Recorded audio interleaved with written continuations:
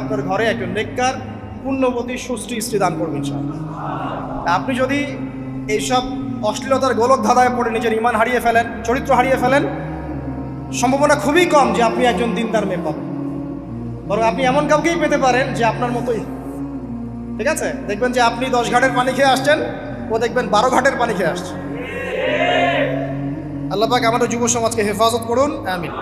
আল্লাহ পাক এবার আদম আলাইহিস সালামকে বলছেন, ইয়া আদম, হে আদম, উসকুন আনতা ওয়া যাওজুকাল জান্নাহ।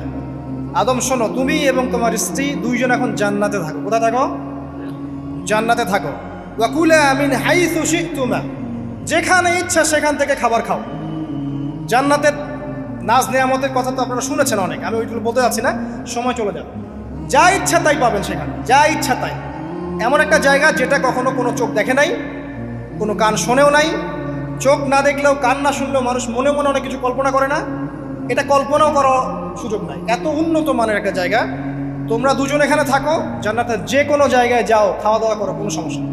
কিন্তু ওয়ালা তাকরাবা হাদিহিশ শাজারা, মানে কি, এই যে গাছটা আছে এই গাছের কাছে যেও না। একটা শর্ত খালি দিলাম, গাছের কাছে যেও না।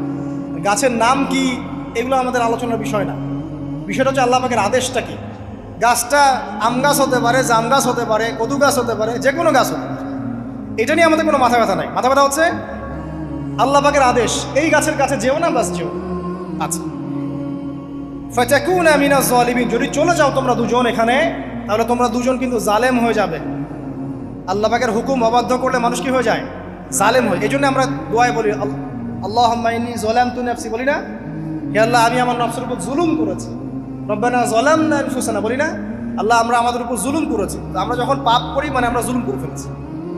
তো তোমরা দুজন এই গাছের কাছে যেও না, যদি যাও তাহলে জুলুম করে ফেলবে এবং জালেম হয়ে যাবে। এবার ইবলিস তো আর বসে নাই, সে তো চ্যালেঞ্জ করেছে, করে নাই? আচ্ছা, এবার ইবলিস কি করছে?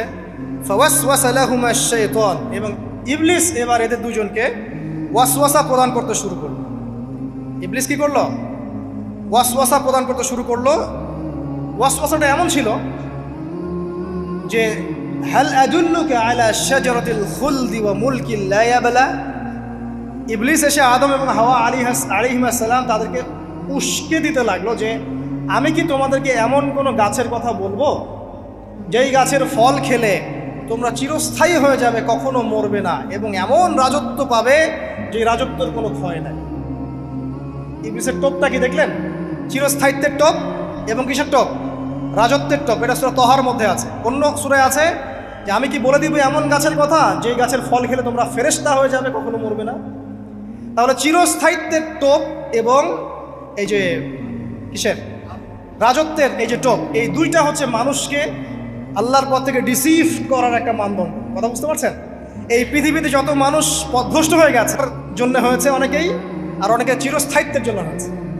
ফেরাউন নমরুদ চিরস্থায়িত্বের লোভে পড়ে পথভ্রষ্ট হয়নি?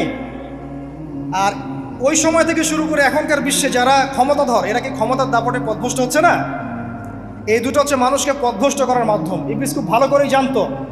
একটা কথা বলি নাই, যখন আদম আলাইহিস সালামকে তৈরি করে রাখা হয়েছে, সৃষ্টি করে রাখা হয়েছে, ইবলিস এর চারপাশে রাউন্ড দিচ্ছিল, তাওয়াফ করছিল, তাওয়াফ। এবং মানব শরীরের এবং মানব মস্তিষ্কের, মনের, মননের দুর্বল পয়েন্টগুলো সে ফাইন্ড আউট করছিল। কারণ সে কিন্তু অনেক জ্ঞানী ছিল, সে কিন্তু প্রচণ্ড জ্ঞানী ছিল। এখনও কিন্তু সে প্রচণ্ড জ্ঞানী, এবং তার অভিজ্ঞতা ঝুলি এখন অনেক বেশি, তাই না? ওর বয়স হয়ে গেছে না, এখন প্রচুর বয়স। তো তাওয়াফ করে করে সে মানুষের দুর্বল জায়গাগুলো ফাইন্ড আউট করেছে।